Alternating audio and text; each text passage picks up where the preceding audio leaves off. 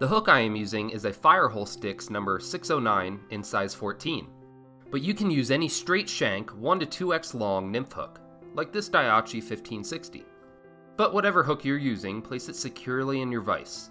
For thread, I like this Vivus 6/0 in black. But whatever thread you're using, start your thread with a little gap behind the hook eye. Then bring your thread back to the bend of the hook.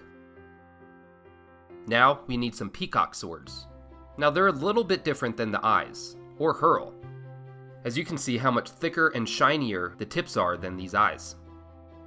So align the tips of 3 to 4 of these sword feathers and strip them off at the feather's stem. Tie them in at the back of the hook to form a small tail. Make 2 loose wraps and then check the length of the tail. And you can pull it shorter if you want. Then tie them down tight, up to just shy of the start of the thread, and then break them off clean. Now we need some silver tinsel, and you can also use wire. Now this tinsel is double-sided. One side is gold and the other is silver. To get the silver side to show while wrapping, then tie it in so the gold side is facing outward. Now we need some peacock herl. Pull 2 to 3 strands and align the tips.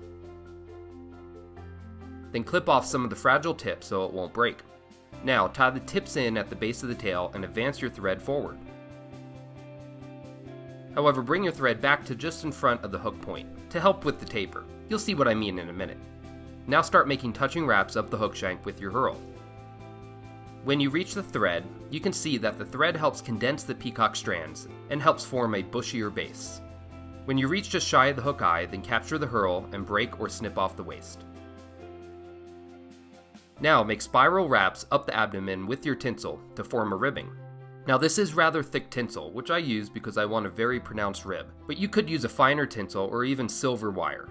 Once you reach the hook eye, then capture the tinsel and snip off the waist.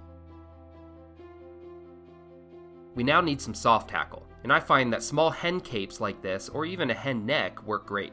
As you can see, there are larger feathers at the bottom of the cape, and the feathers get smaller as you go up. And we need one of the smaller feathers. As you can see, these feathers are no longer than the hook shaft.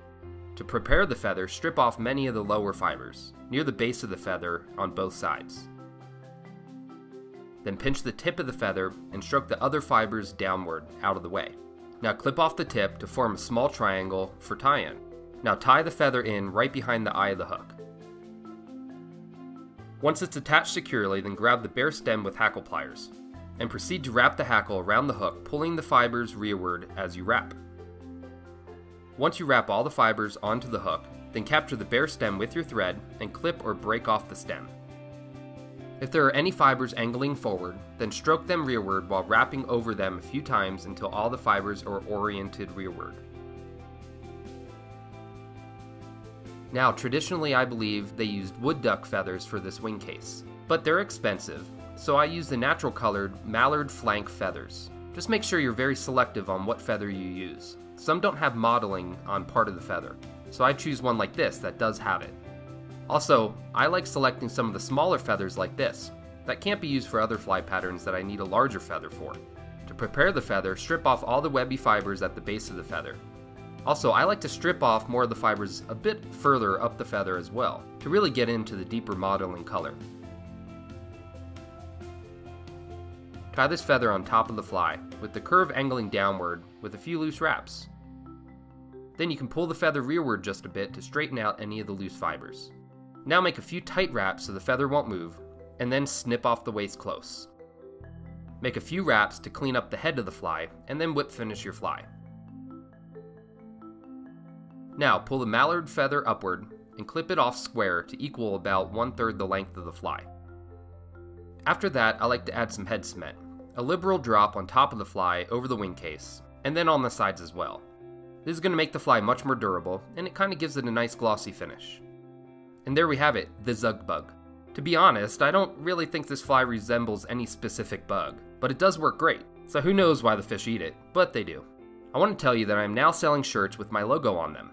Any purchase helps support this channel, so I appreciate you taking the time to look at them. A link will be in the description section of this video. I also wanted to remind you that all the materials used today are in the description section of this video, but you might have to click the Show More button to expand the section to view. I also have included links to where you can purchase them online. Also included a discount code for the fly artist as well, as a special thank you for being my subscriber. So please use that, as you won't be able to find deals this good anywhere else. I will see you on the next video. Now you go catch some fish.